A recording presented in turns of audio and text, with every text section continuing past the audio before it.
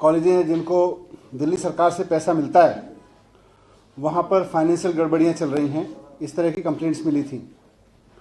और हमारा डेटा भी आश्चर्यजनक रूप से दिखा रहा था कि वहाँ के फंड बढ़ाने के बावजूद हमेशा वहाँ फंड्स की कमी होती रहती है। तो ये क्या चक्कर है? तो हमने इसी को लेके ऑडिट सैंक्शन किया था 7 कॉलेजेस का जिनको दिल्ली सरकार फंड देती है।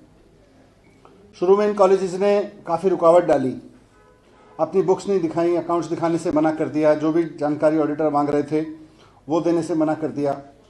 फाइनली कोर्ट के कहने पर उन्होंने ऑडिट्स के लिए अपनी बुक्स दिखाना, अपने अकाउंट्स दिखाना शुरू किया।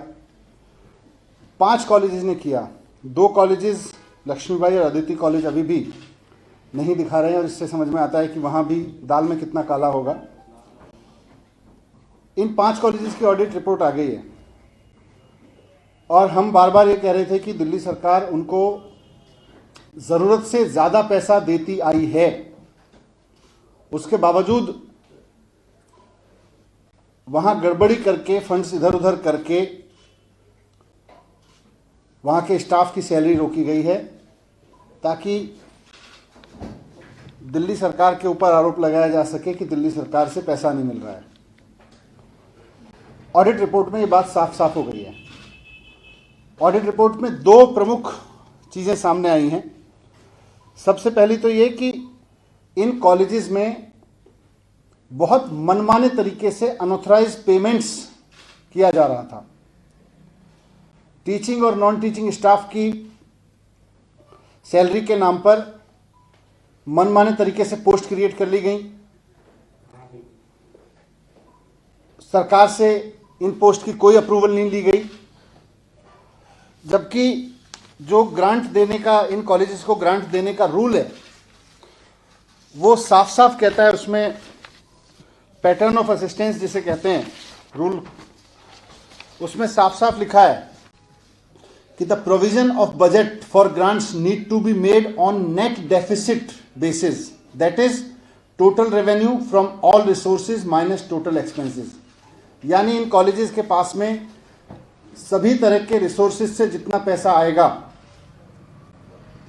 उसमें से माइनस टोटल एक्सपेंसेस करके जो डेफिसिट बचेगा उतना पैसा दिल्ली सरकार की ओर से दिया जाएगा। ये ग्रांट का पैटर्न जो है, जो ग्रांट के रूल्स हैं वो कहते हैं।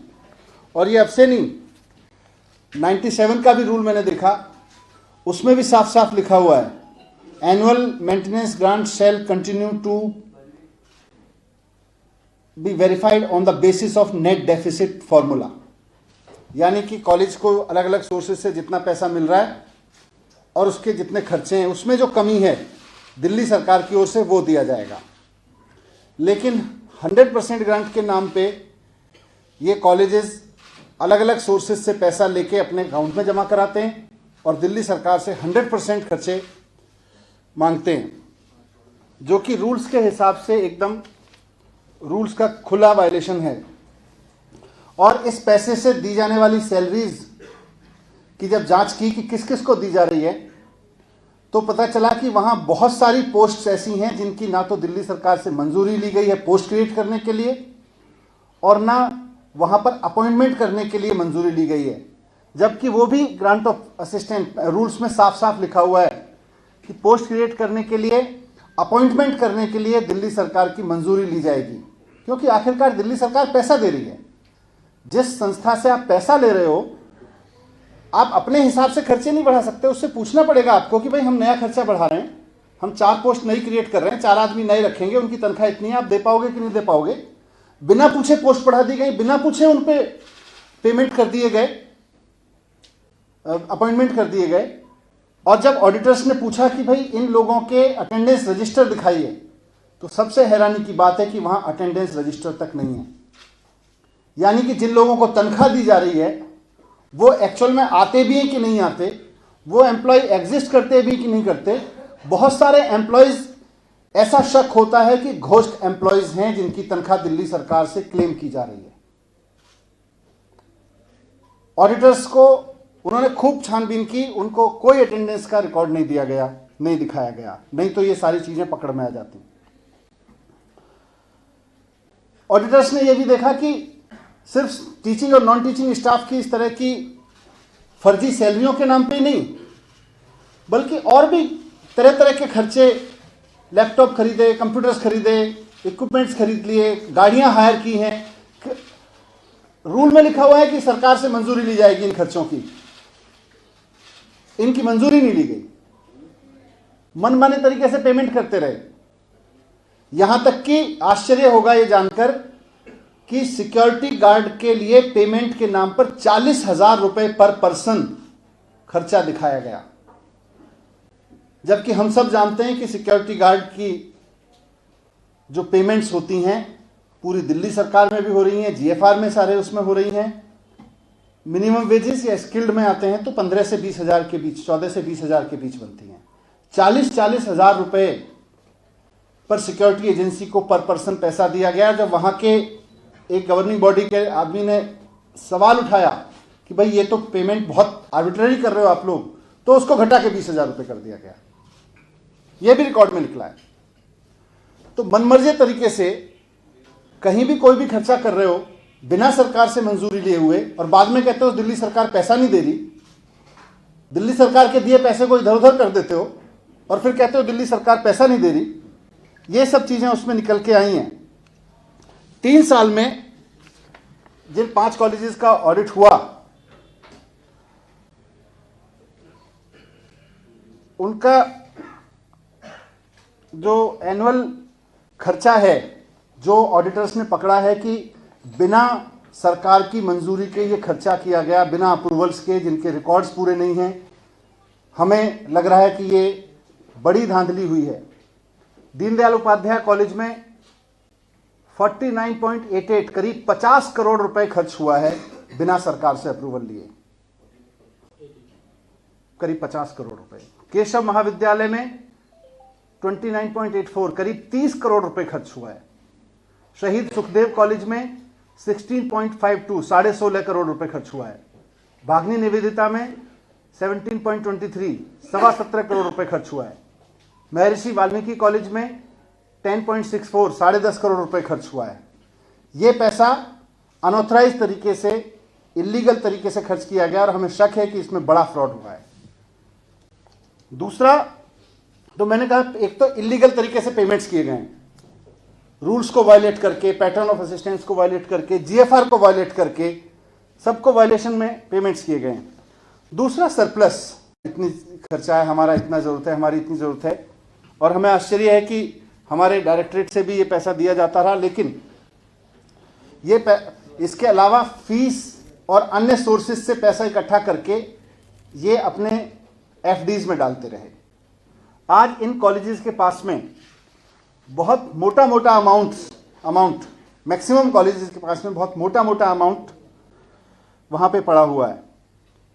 जैसा मैंने बताया कि नेट डेफिसिट देना था, ऑल सोर्सेज माइनस एक्सपेंडिचर, उसके बाद जो पैसे की जरूरत पड़ती, इसी पैटर्न पर हम अपने डीटीयू को, जो दिल्ली टेक्निकल यूनिवर्सिटी है, उसको पैसा दे रहे हैं, बहुत शानदार चल रही है। अंबेडकर यूनिवर्सिटी को दे रहे हैं, बहुत शानदार चल रही है। आईपी यूनिवर्सिटी को दे रहे हैं, डिप्सारू को दे रहे हैं, एनएसयूटी को दे रहे हैं, सबको पैसा इसी पैटर्न पे जा रहा है और सब बहुत शानदार चल रहा है।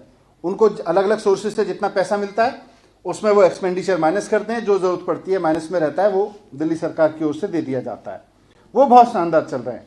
इसी पैटर्न पे इनको दिया जाना है, लेकिन इन्होंने अपने सारे सोर्सेज का पैसा सरप्लस में एफडी करा के अपने मनमाने तरीके से बिना जीएफआर को फॉलो किए हुए खर्च करने के लिए सेव करके रखा हुआ है, और उसको स्टूडेंट्स के वेलफेयर पे खर्च नहीं करते।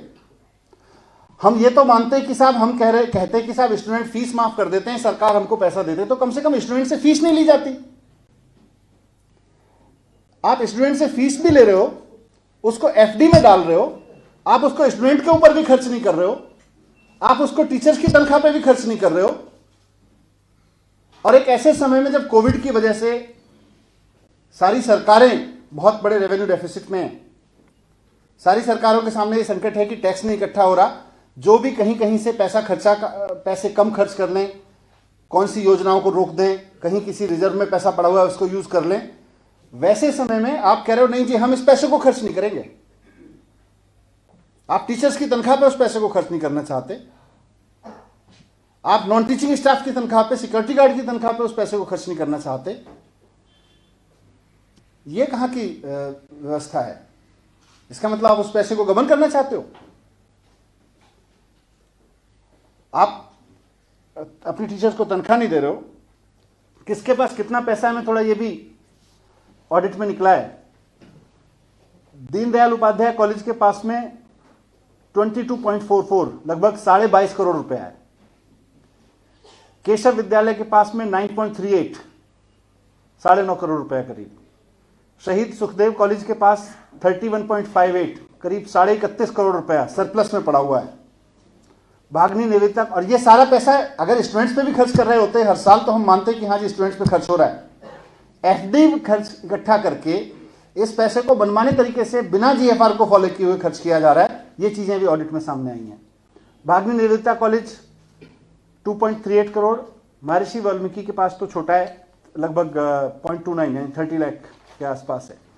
तो मोटे तौर पे ये दिख रहा है कि पैसा है कॉलेजेस के पास, उसमें कहीं ना कहीं मंशा खराब है उस पैसे को यूज करने के लिए, नहीं तो छात्रों के हित में खर्च हो रहा होता। टीचर्स की तनख्वाह नहीं दे रहे, नॉन टीचिंग स्टाफ की तनख्वाह नहीं दे रहे, और जो पैसा खर्च कर रहे हैं दिल्ली सरकार से ले लेके उसको भी अनऑथराइज और इलीगल प्रैक्टिसेस से खर्च किया जा रहा है। तो ये 4 सवाल उठते हैं कि भाई ये जो इलीगल प्रैक्टिसेस रेगुलेटरी से हो रहा है, रेगुलरिटी हो रही हो, इलीगल प्रैक्टिस हो रही हो, फ्रॉड हो रहा हो, सरकार इसको पूरी तरह से रोकेगी और बिना जीएफआर, बिना सरकारी अप्रूवल और रूल्स ऑफ ग्रांट देने के जो रूल्स हैं उनके वायलेशन में जो ये प्रैक्टिस चल रही है इसको बंद कराने की जरूरत है, बंद कराएगी सरकार। आश्चर्य हमें यह भी है, इसकी भी हम पूरा लीगल रेमेडीज देखेंगे, इसके लीगल कोर्स ऑफ एक्शन क्या होंगे। लेकिन जब यूनिवर्सिटी में पैटर्न ऑफ ग्रांट के हिसाब से, रूल्स के हिसाब से वायलेशन करके खर्चे किए जा रहे थे तो इनकी पेमेंट क्यों की गई? हर साल ऑडिट हुआ है इनका, उस ऑडिट में ये चीजें कहां रह गई? और कोविड क्राइसिस में जब 50% पे रेवेन्यू पे सरकार अपनी सारी योजनाओं को रोक के, सारे डेवलपमेंट के काम को रोक के कर रही है, तो आखिरकार इन कॉलेजेस की मंशा ऐसी क्यों है कि हम अपने पैसे का जो उनके पास में एफडी में डाल के रखा हुआ है उसको टीचर्स की तनख्वाह पे नहीं खर्च करेंगे? इन सब मैटर्स को हम कानूनी अभी सारी चीज़ों को समझ रहे हैं कि क्या इस पे कानूनी कार्रवाई की जा सकती है, वो कानूनी कार्रवाई करेंगे। एक बार वो फिगर बता दीजिए किस कॉलेज में कितने पैसे खर्च किए बिना सरकार की अनुमति के, जैसे डीडीयू कॉलेज में 50 करोड़, डीडीयू 49.88 अप्रोक्सीमेटली, मैंने बोला 50। केशव महाविद्यालय 29.84, शहीद सुखदेव 16.52, भागनी निवेदिता 17.23 और महर्षि वाल्मीकि 10.64। सर वो एफडी का जो आंकड़ा वो कितना हो सकता है सर? एफडी का आंकड़ा भी मैंने बताया था। ये डीडीयू में 22.44, केशव विद्यालय 9.38, शहीद सुखदेव 31.58, भागनी निवेदिता 2.38, महर्षि वाल्मीकि 0.29। तो ये चीज़ें हैं जो मैंने आपके सामने रखी, क्योंकि बार बार ये है भाई यूनिवर्सिटी ने पैसा को, दिल्ली सरकार पैसा नहीं दे रही। इसमें जो रूल्स हैं उसका भी मैं एक लाइन, क्योंकि क्रिएशन ऑफ पोस्ट को लेके रूल्स क्या कहते हैं, creation of teaching oblique non teaching post in the grantee college shall be as per UGC DU norms with the prior approval of Delhi government since the college is fully funded by government, hence no appointment against shall be made unless the post creation is approved by Delhi government। ये साफ साफ लिखा हुआ है। ऐसे में बिना दिल्ली सरकार से अप्रूव किए हुए पोस्ट क्रिएट कर ली गई, आपने अपॉइंटमेंट कर लिया, आप उनको पेमेंट करते चले जा रहे हो, और जब ऑडिटर कह रहा है भाई आप अकाउंट्स दिखाइए, इनकी अटेंडेंस दिखाइए, तो आप उसको मना कर रहे हो, तो कहीं ना कहीं तो दाल में काला है ना। क्या कार्रवाई करेगी सरकार अभी कॉलेजेस? सरकार अभी देख रही है लीगल ऑप्शंस क्या क्या हैं, सारे लीगल ऑप्शंस। तो कॉलेजों ने अभी तक अपने बुक्स नहीं दिए, उनके लिए क्या कोर्ट में आप लोग जाएंगे? उनको कोर्ट में भी चीजें रखेंगे सारे। सर एक सवाल दिल्ली के सरकारी स्कूलों को लेकर है कि जो इंग्लिश मीडियम के छात्र छात्राएं पढ़ाई कर रहे हैं सरकारी स्कूल में, ऑनलाइन क्लासेस उनको हिंदी मीडियम में दी जा रही हैं। ऐसा किसी एक पर्टिकुलर स्कूल का आपके पास एग्जांपल हो तो बता दें। मैं बाकी तो जो ऑनलाइन क्लास हैं वो जो ऑनलाइन क्लास वही टीचर्स ले रहे हैं जो रेगुलर टीचर्स ले रहे हैं। मैंने मोतीबाग स्कूल नंबर 1 में अपने बेटे का एडमिशन करवाया 11वीं क्लास में। आप मुझे अलग से बता देना। मेरा एक सवाल है आपसे कि दिल्ली में जितने प्राइवेट स्कूल्स हैं उन्होंने यूपी सरकार का कहना है कि दिल्ली में जो फीस है उसके पेरेंट्स भर नहीं रहे, इस वजह से डिजिटल क्लासेस को बंद करना पड़ेगा क्योंकि फीस देने के पैसे नहीं है। ऐसे में टीचर्स की नौकरी पे भी आएगी और डिजिटल क्लासेस बंद हो सकती है। इसको लेकर कोई बात की कि आपको कोई जानकारी इसको लेकर क्या करेंगे? नहीं, मेरे पास कोई जानकारी सर अगर ऐसा होता है तो क्या कर सकते हैं सर? पता नहीं, अभी तो देखते हैं क्या FD का जो पैसा पड़ा हुआ है कॉलेजेस के पास सर, उसका लेटर ऑन मोटो क्या रहेगा इन कॉलेजेस के ऊपर? आप क्या नहीं, सीधे सीधे सरकार की ग्रांट की कंडीशन ही इन कॉलेजेस को ये है। तो बैंक में पड़ा है पैसा? हाँ, तो गलत पड़ा है ना। उनको अपने टीचर्स की तनख्वाह भी देनी चाहिए उस FD के पैसे से। जीवी पंत पॉलिटेक्निक का क्या है? इंजीनियरिंग कॉलेज के बच्चे प्रोटेस्ट कर रहे हैं। वो बड़ा अननेसेसरी है। बीजेपी वालों ने कंफ्यूजन क्रिएट कर रखा है और छात्रों को भी मुझे लगता है गुमराह कर रहे हैं। मैं उनसे रिक्वेस्ट करूंगा, मेरे पास भी आए थे जीवी पंत इंजीनियरिंग कॉलेज के साथ, तो कई सारे स्टूडेंट्स आए थे, मैंने भी उनसे बात की थी और वो समझ गए थे कि सारा कंफ्यूजन क्रिएट किया जा रहा है। सरकार बिल्कुल किसी कॉलेज को बंद नहीं कर रही है, ये फ्रॉड फैलाया जा रहा है बीजेपी के द्वारा। ये ज़रूर है, हमने बहुत सारे कॉलेजेस IP यूनिवर्सिटी से हटा के NSUT से शुरुआत, NSIT से शुरुआत की थी। इस साल भी 2 कॉलेज किए हैं। जीवी पंत इंजीनियरिंग कॉलेज को अब Delhi skill and entrepreneurship university के तहत उसके तत्व उसमें चलाया जाएगा कॉन्स्टिट्यूएंट कॉलेज के रूप में। और अभी सरकार उस पर 526 करोड़ रुपए खर्च कर रही है नया कैंपस बनवाने पे। अब वहाँ अभी कुल मिला के हर साल 120 बच्चे एडमिशन होते हैं, 120। अब 120 बच्चे एडमिशन लेके 526 करोड़ रुपए खर्च करके नया कैंपस इतना शानदार बना रही है, तो सरकार की मंशा है कि वहाँ कम से कम हर साल 1800 बच्चे तो एंटर करें, 1800 बच्चों की सीटें तो क्रिएट हों वहाँ पे। तो इसलिए सरकार उसका एक्सपेंशन कर रही है। सरकार उसके कोर्सेज को, हमने यूनिवर्सिटी को रिक्वेस्ट किया है, यूनिवर्सिटी की वाइस चांसलर हैं IIM अहमदाबाद की, सीनियर प्रोफेसर रही हैं, वो अभी ज्वाइन किया है उन्होंने। वो पूरे सारे कोर्सेज को रिव्यू करके उनको अपग्रेड करा के यूनिवर्सिटी अपने हिसाब से उनको रिवाइज करेगी और मार्केट की नीड और फ्यूचरिस्टिक नीड के हिसाब से उनको डेवलप करेगी। उस सब के लिए उन्होंने हमसे कहा था थोड़ा समय चाहिए, तो 1 साल हमने उसमें एडमिशन प्रोसेस हॉल्ट किया, लेकिन इसी साल हमने 1330 सीटें और भी बढ़ा दी हैं। तो ये बीजेपी जबरदस्ती क्रिएट, इनके पास कुछ है तो है नहीं एजुकेशन के लिए काम करने।